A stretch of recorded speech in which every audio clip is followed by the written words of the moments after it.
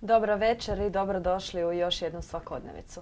Naša prva večerašnja tema će biti zapošljavanje mladih bez roditeljske skrbi u sklopu projekta Korak bliže poslu.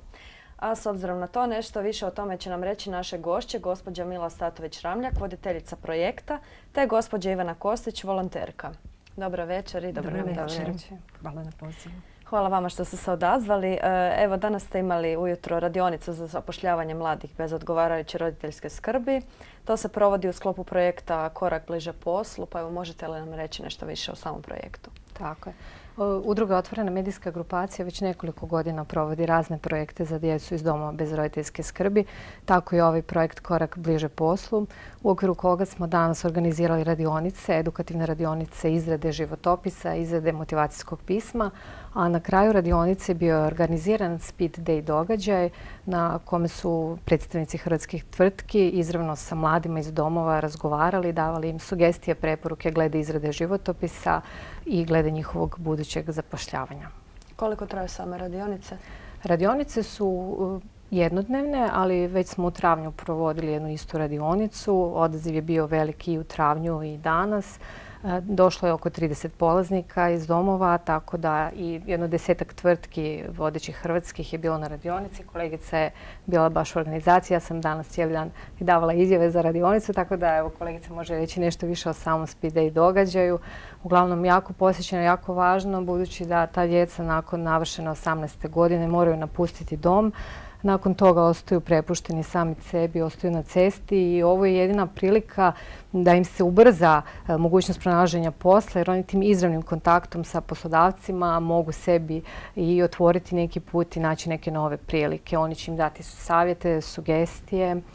Ono što bih napomenula da oni često završavaju trogodišnje školovanje, ne završe čak ni 4-godišnje obrazovanje, tako da cilj naših radionica je motivirati ih da oni nastave svoje školovanje i kasnije, ukoliko nađu taj prvi posao, evo baš zahvaljujući našim radionicama, mogu si osigurati neke uvjete i za studije, što je njihova i želja, ali nažalost mnogo puta i neispunjena.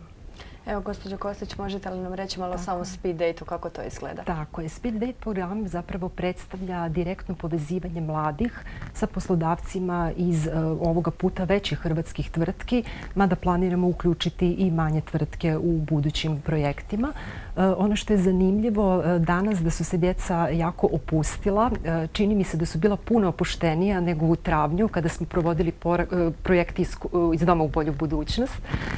Tako da su zanimljiva mi je priča jedne djevojke koja me je pitala da li bi ona sa prvim poslodavcem mogla razgovarati u prisustvu svoje odgajiteljice. Ja sam rekla da naravno nema nikakvih problema. Ona je obavila taj razgovor i onda mi je prišla i rekla ja bih sada sa svim poslodavcima razgovarala sama. Znači to zapravo i jeste bio cilj, da se oni na neki način opuste, da steknu samopouzdanje, znači da hrabro iskorače na tržište rada, da osjete kako to uopće izgleda razgovarati prvi puta na razgovoru za posao, kako izgleda predstaviti se poslodavcu, znači dobiju i nekakvu povratnu informaciju. Ono što mi je jako drago je da smo danas imali stvarno izuzetnu suradnju sa predstavnicima tvrtki. To su stvarno fine dame, fine gospođe, toliko pune empatije i pune razumijevanja koje su zaista se posvetile, znači zaista su saslušale svaku priču. To nije samo priča o poslu, to su zapravo, možemo reći, i teže životne priče.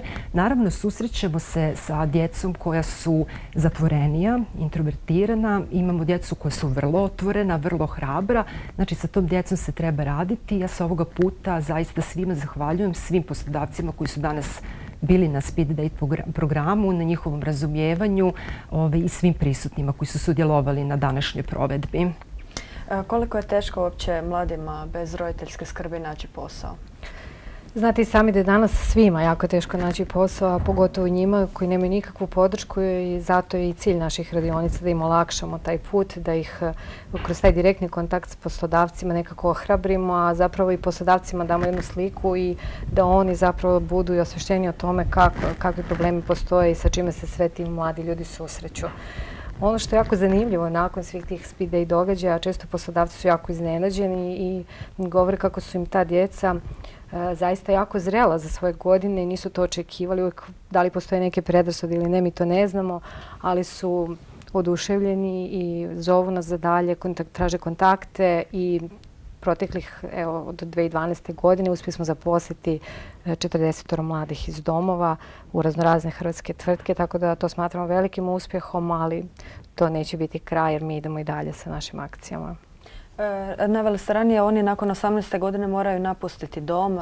Kako se nakon toga snalaze? Gdje idu?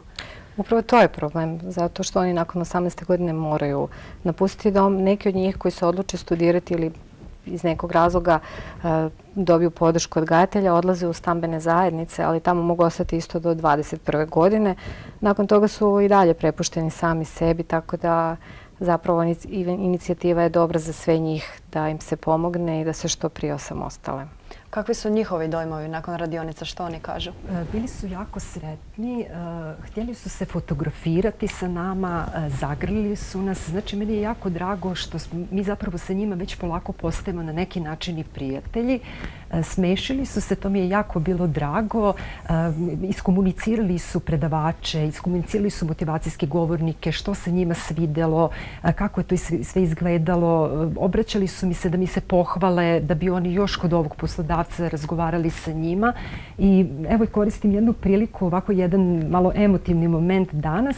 Djevojka mi je zatražila u jednom momentu škare i jedan papir.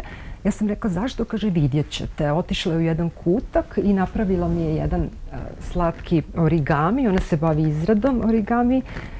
I jednostavno mi je rekla ja ovo vama želim pokloniti. Ja sam rekla hvala, vi ste nama danas poklonili ovaj divan dan, ovaj događaj, a evo ja vama jedan origami i zaista mi je srce bilo puno.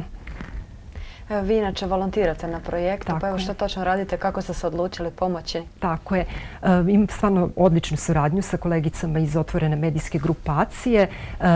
Naprosto želim pomagati u ovakvim projektima, u provedbama ovakvih projekata, pogotovo što je u pitanju osjetljiva skupina, znači djeca iz domova i stambenih zajednica. Mada moram naglasiti da su danas bili prisutni i mladi koji su inače bili u alternativnoj skrbi, ali se trenutačno nalaze na burzi rada.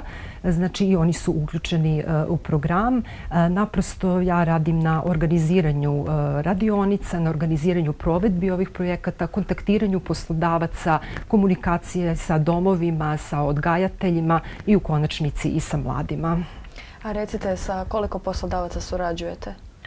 Ovisi od radionice do radionice. U početku smo zvali vodeće hrvatske tvrtke, veće tvrtke, a sad u posljednje vrijeme zovemo sve. Kogod može doći i odazvati se, mi smo jako sretni zbog toga. Nažalost ima i onih koji se ne odazivaju, te ovim putem želim ih pozvati da sljedeći put se svakako odazovu ovakvom našem pozivu u ovim radionicama jer su izuzetno važne. Znači mogu sudjelovati isto i mali i srednji poduzetnici? Svakako mogu sudjelovati. Kažem još jednom, ne želim da ovo samo bude za ispred Božića ili tako nešto. Želimo da se ovakve radionice stalno odvijaju i naša inicijativa nastavlja se i u sljedećoj godini. Mi ćemo osnovati početkom godine zakladu sa simboličnim nazivom Neformalni zavod za zapošljavanje, zahvaljujući kojoj ćemo moći organizirati mnogo više ovakvih radionica i planiramo uključiti ovu djecu iz domova u zakladu na način da oni budu i proaktivni, da daju svoje prijedloge i sugestije glede i naših tema i ono što njih zanima i kako im možemo pomoći u njihovom pronalasku posla. A koliko ih se do sada uspjelo zaposliti kroz ranije radionice? Kroz ranije radionice oko 40 djece smo uspjeli zaposliti. Pa evo, bit će uključene neke poznate osobe kao motivacijski govornici, isto tako?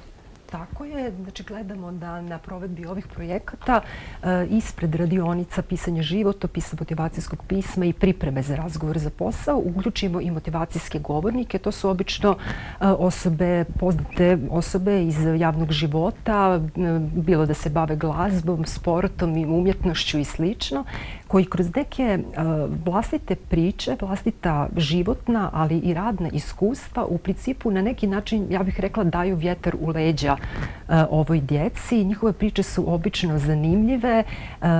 Ja bih čak možda rekla, danas smo imali jednu avanturističku priču koja je njima bila jako uspješna, jako simpatična, poslije su je i komentirali, tako da su pojedine javne ličnosti čak i same djeca iz domova i udomiteljskih obitelji, pa i koji su sudjelovali u provedbi naših projekata, tako da na neki način su i oni kroz vlastiti primjer, vlastitu priču, vlastiti uspjeh naprosto toj djeci dali mogućnost da steknu samopouzdanje i da se naprosto hrabro uključe na tržište rada. Evo, pitanje za oba dvije. Vaši dojmovi kako je raditi, to je biti u kontaktu sa djecom iz domova? Kakvo je iskustvo?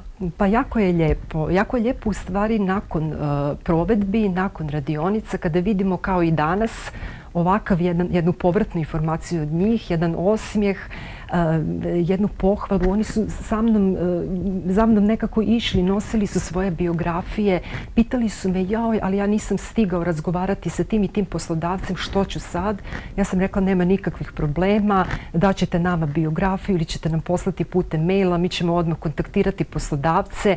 Tako da kažem, mi kroz ove provedbe praktično na neki način već postajemo prijatelji sa njima i to je nama neizmjerno drago.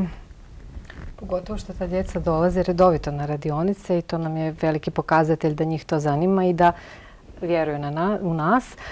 Nadam se da ćemo i nakon osnivanja zaklade nastaviti sve te kontakte još uspješnije, kažem još bolje, sa još većim programima i radionicama i speed day događajima gdje ćemo uključiti što više tvrtki. Otvorena medijska grupacija već dugi niz godina zapravo ima i slične projekte ovima, poput Iz doma na svoje, Iz doma u bolju budućnost, pa možete li malo predstaviti? Da, to su slični projekti. Kroz te projekte smo zapravo i zapošljavali mlade kroz ove edukativne radionice i povezivanje direktno s poslodavcima.